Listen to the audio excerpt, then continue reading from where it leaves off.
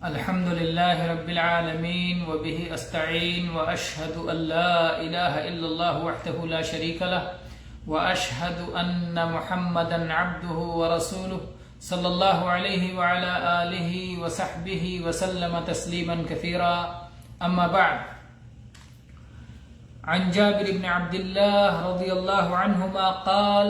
كان النبي صلى الله عليه وسلم يصلي الظهر بالهاجرة والعصر والشمس نقية والمغرب إذا وجبت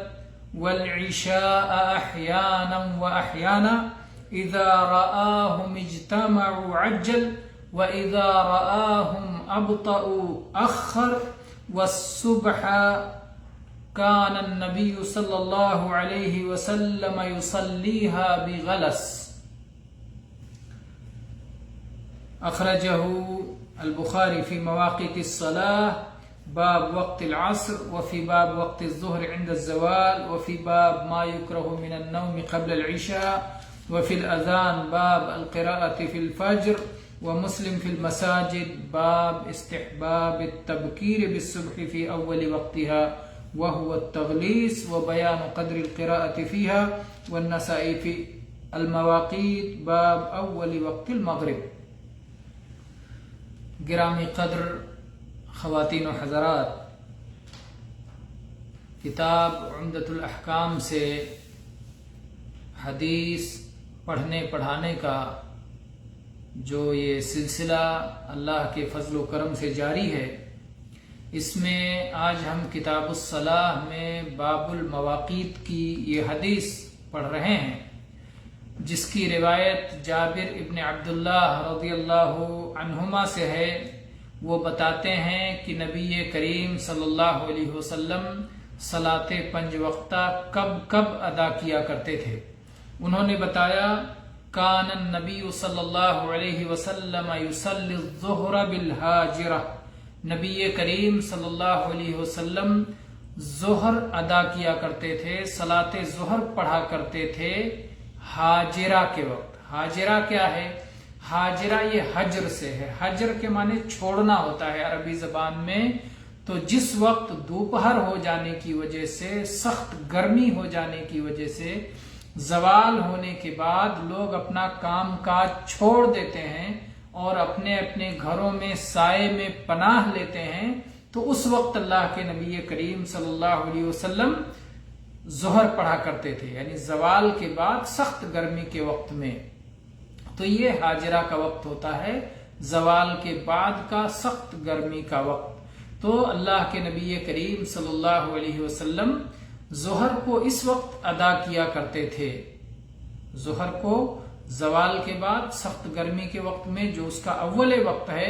اس میں ادا فرمایا کرتے تھے. اور اس کے بعد عصر کا وقت بتایا: والعصر والشمس نقیہ، اور اللہ کے نبی صلی اللہ علیہ وسلم عصر اس وقت پڑھتے تھے، صلاۃ عصر اس وقت ادا کرتے تھے جب سورج صاف ستھرا ہو، یعنی اس میں پیلا پن نہ آیا ہو، اس میں کسی قسم کی ڈوبنے کے لیے جو تبدیلی آ جاتی ہو تبدیلی نہ آئی ہو، بلکہ سورج بالکل صاف ستھرا ہوتا تھا. اور جیسا کہ دوسری احادیث میں اس کا بیان آیا ہے کہ عصر اس وقت ادا کرتے تھے جب ہر چیز کا سایہ اس کے برابر ہو جاتا تھا. کوئی سامان، کوئی چیز، کوئی لکڑی، کوئی تنکا، یا خود اپنا آپ دھوپ میں کھڑے ہوں اور آپ کا سایہ آپ کے برابر ہو جائے. زوال کا جو سایہ معمولی ہوتا ہے اس کو چھوڑ کر، یا اس کو پلس کر لیجئے، اس کے بعد تو ہر چیز کا سایہ جب اس کے برابر ہو جائے تو اس وقت سے عصر کا وقت شروع ہوتا ہے. تو عصر کے وقت کے بارے میں جابر رضی اللہ عنہ نے بتایا کہ اللہ کے نبی صلی اللہ علیہ وسلم عصر اس وقت ادا کیا کرتے تھے جب سورج بالکل صاف ستھرا ہوتا تھا، اس میں پیلا پن وغیرہ نہیں آتا تھا. اس کے بعد مغرب کا وقت بتایا: والمغرب اذا وجبت، وجبت یعنی وجبت الشمس، اور صلاۃ مغرب اس وقت پڑھتے تھے جب سورج ڈوب جاتا تھا، سورج کی ٹکیا غائب ہو جاتی تھی. تو سورج ڈوبنے کے بعد، غروب آفتاب کے بعد صلاۃ مغرب آپ پڑھا کرتے تھے. والعشاء احیانا و احیانا، اور صلاۃ عشاء کبھی اور کبھی، کبھی اور کبھی، یعنی کبھی جلدی پڑھ لیتے تھے اور کبھی دیر سے پڑھتے تھے۔ ان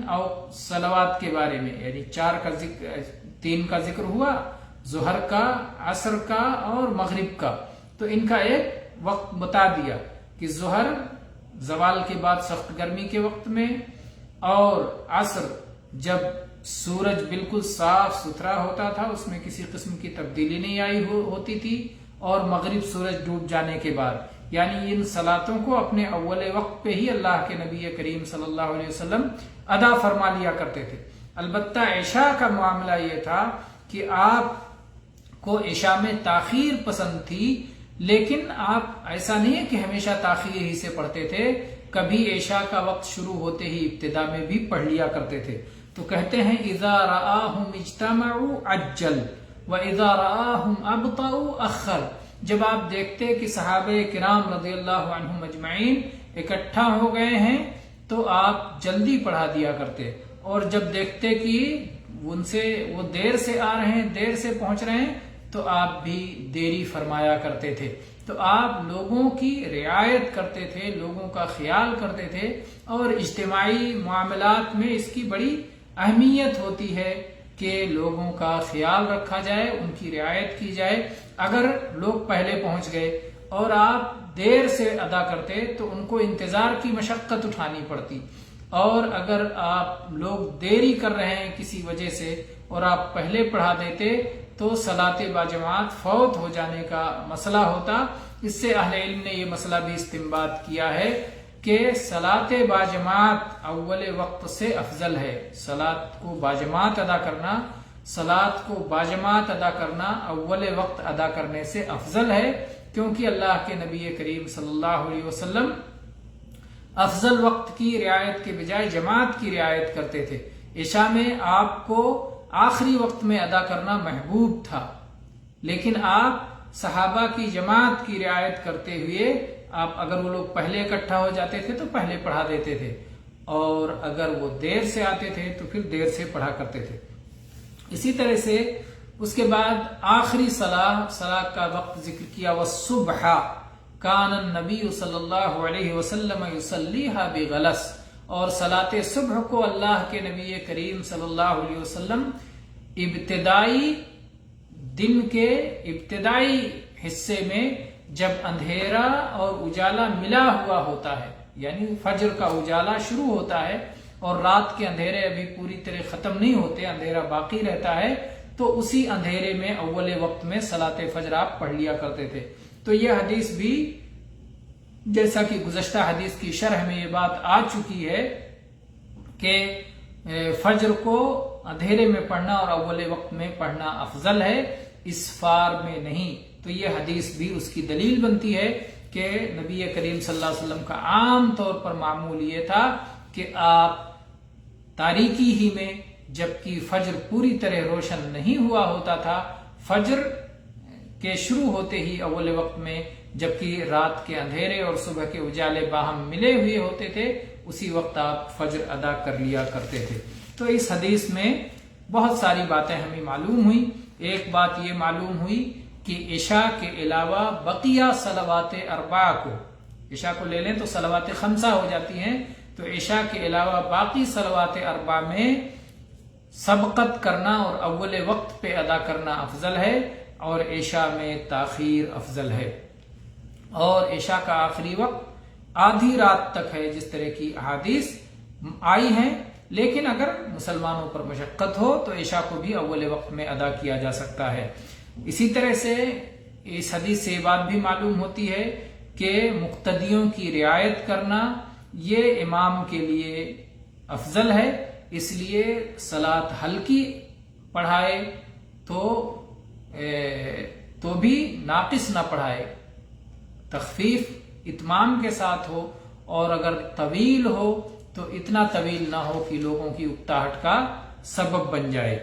اسی طرح سے فجر کو غلس میں ادا کرنے کی یہ روایت دلیل ہے، اور جو لوگ اسفار کو افضل مانتے ہیں ان کے خلاف یہ حجت ہے۔ اسی طرح سے اس میں یہ بات بھی معلوم ہوئی کہ صلاۃ باجماعت اول وقت میں